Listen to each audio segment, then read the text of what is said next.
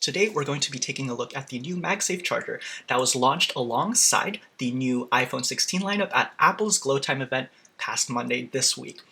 Alrighty, let's get to the unboxing. In typical Apple fashion, once again, we have the wonderful pull tab here, paper, and we're going to go ahead and take this out of the box.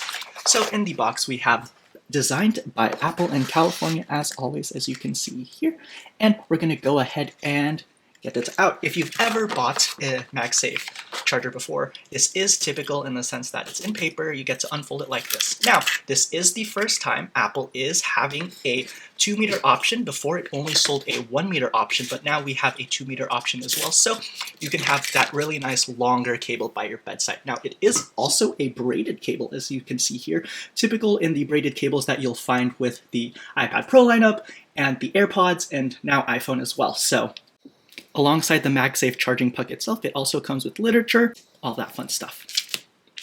Taking a look at the new MagSafe cable compared to the one that launched with the iPhone 12 a few years ago, the cable is once again braided, but you can also see that the puck is actually significantly, well, maybe not too significantly, but it is a tad bit thinner, but you can also see that it is kind of a cleaner design. So if I point out to you the iPhone 12 MagSafe, you can see that the cable design is actually more straight through, I would say.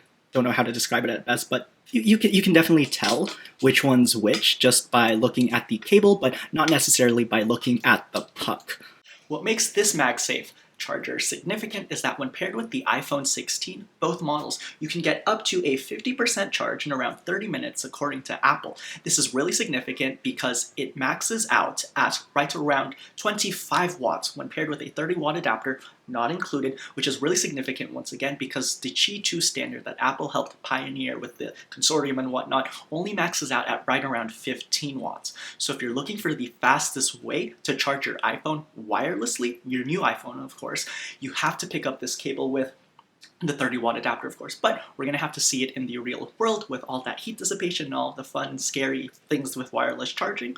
But yeah, if you are looking for a longer MagSafe cable because it is now offered in that 2-meter variety, or again, you're trying to charge your iPhone 16 as fast as you can wirelessly, then go ahead and pick up the new MagSafe adapter. It is $39 for the 1-meter version and $49 for the 2-meter version.